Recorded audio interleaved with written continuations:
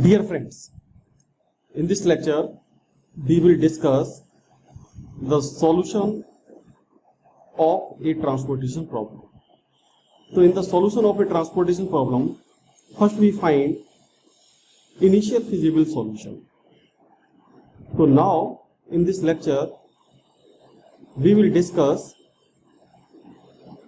to find initial feasible solution of the transportation problem by northwest corner rule.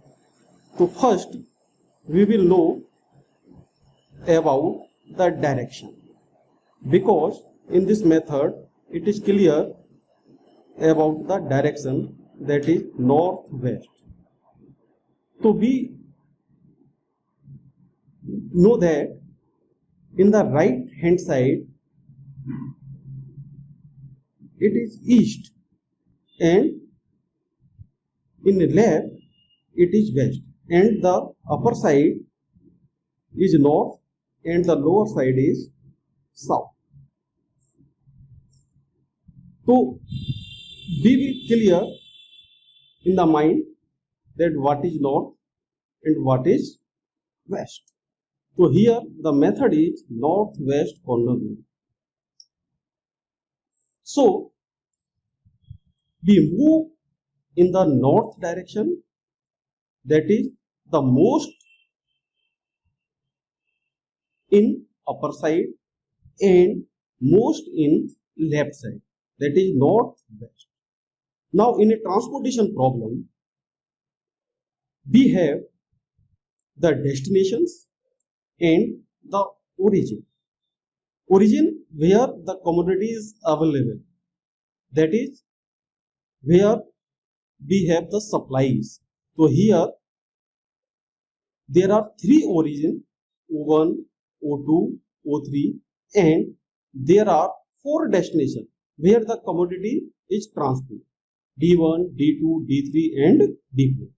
So here the supply on O1 is 14, the supply at O2 is 16 and the supply on O3 is 5, and the demands are at destination. So here at the destination D1 the demand is 6, at D2 the demand is 10 and at D3 the demand is 15, and here at the destination D4 the demand is 4.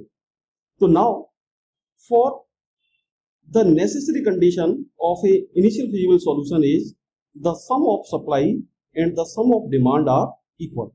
So here the sum of supply, that is summation AI, is 35 and the sum of BJ, that is the sum of demand, is 35, and here the summation AI, that is the sum of supply and sum of demand are same 35. That is the necessary condition for the existence of initial feasible solution is satisfied, that is summation AI equal to summation BJ. Now in northwest corner rule we move in upper side, most upper side and most left. So here in northwest direction the cell will be C11, that is 6, C11. So in this corresponding row the supply is 14 and the demand is 6. So here the demand is minimum. In 6 and 14, the 6, the demand is minimum. So we allocate 6 items in this cell. Now the demand is square of, so the column D1 is now cancelled. Now we will not consider the D1 in further solution. Now the adjusted supply is 14 minus 6 equal to 8. So now the modified supply is 8, 16 and 5, and this demand is cancelled. Now we will move in north and in west. This is the cell C12. Now in corresponding row the supply is 8 and the demand is 10. So here 8 is minimum, supply is minimum. So we allocate 8 unit in this cell. Now the supply is finished. So we cancel this row. Now supply is square off. Now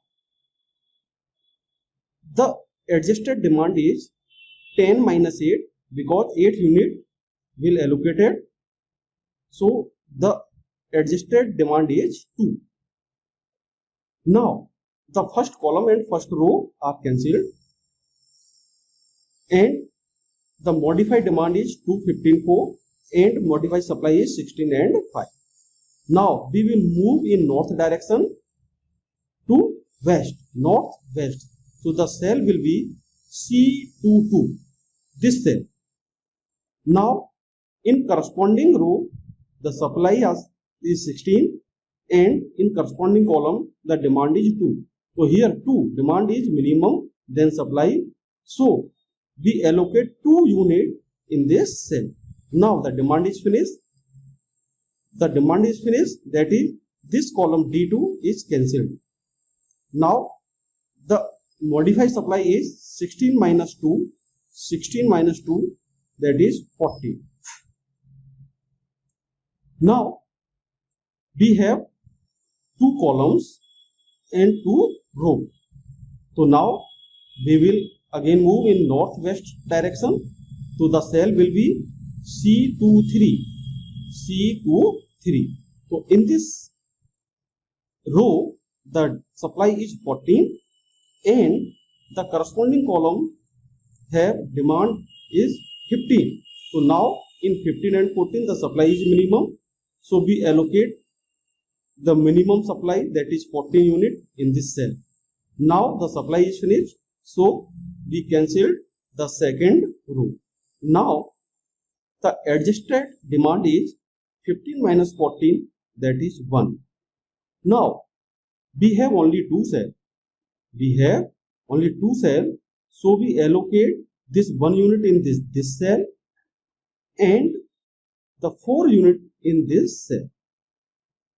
Now all demand and supply are finished.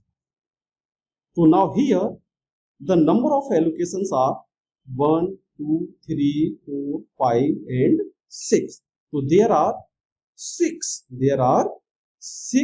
allocations. So if the number of allocations are m plus n minus 1, m plus n minus 1. So here m is number of row, the number of row are 3 and the number of column are 4 minus 1 and it will be 6. Here the number of allocation are m plus n minus 1. So this initial feasible solution is basic feasible solution and it is also non-degenerate. Now the total cost